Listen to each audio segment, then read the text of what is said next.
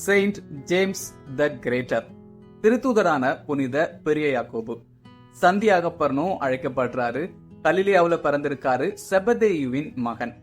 யாக்கோபின் தாயாரும் அன்னைமரியாவும் உறவினர்கள்னு சொல்லப்படுது.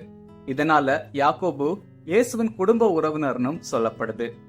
திருத்தூதரான புனித யோவானினுடைய சகோதரர். யோவானையும் யாக்கோபுவையும் இயேசு இடியின் புதல்வர்கள்னு அழைச்சிருக்காரு. மீன்பிடி தொழில் செஞ்சிட்டு இருந்திருக்காங்க. இயேசு என்னை பின்தொடர்ந்து வாருங்கள்னு அழைச்சதும் தங்களுடைய தொழிலை விட்டுட்டு சகோதரர்கள் 2 பேரும் இயேசுவை பின்தொடர்ந்து வந்திருக்காங்க.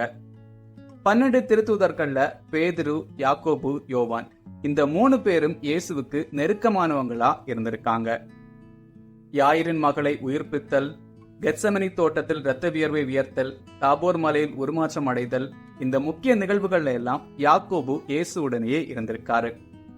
யாக்கோபு உணர்ச்சி வசப்படக்கூடியவரா இருந்திருக்காரு. சமாரிய மக்கள் இயேசுவை ஏற்றுக்கொள்ளாத போது வானத்திலிருந்து தீ வந்து இவர்களை அழிக்க செய்யவா அப்படின்னு யோவானும் யாக்கோபும் இயேசுவிடம் கேட்கிறாங்க. இயேசுவோ கோபத்துடன் இவர்களை கடிந்து கொள்றாரு. ஒரு நாள் தன்னுடைய சகோதரரான யோவானுடன் சேர்ந்து இயேசுவிடம் இறையாட்சியில் இயேசுவின் வலப்புறவும் இடப்புறவும் அமர அனுமதி கேட்கிறாங்க. இயேசுவோ தலைமை பண்பு என்பது அதிகாரம் செலுத்துவது அல்ல, மற்றவர்களுக்கு பணிவிடை செய்வது அப்படின்னு சொல்றாரு. குறைகளும் பலவீனங்களும் நிறைந்த யாக்கோபுவை சரியான முறையில் வழிநடத்தி வலிமை மிகு திருத்தூதராக மாற்றியிருக்காரு இயேசு.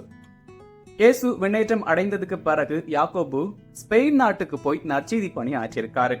அங்கிருந்து யூதேயா திரும்பியிருக்காரு. இறுதியா மன்னர் முதலாம் ஏரோது அக்ரிப்பாவால கைது செய்யப்பட்டு தலை வெட்டப்பட்டு கொலை செய்யப்பட்டிருக்காரு புனித பெரிய யாக்கோபு. இயேசுவின் பெயரால கொலை செய்யப்பட்ட முதல் திருத்தூதர் புனித பெரிய யாக்கோபு அப்படிங்கிறது குறிப்பிடத்தக்கது. ஜூலை 25 செயின்ட் ஜேம்ஸ் த கிரேட்டர் ஃபீஸ்ட் டே.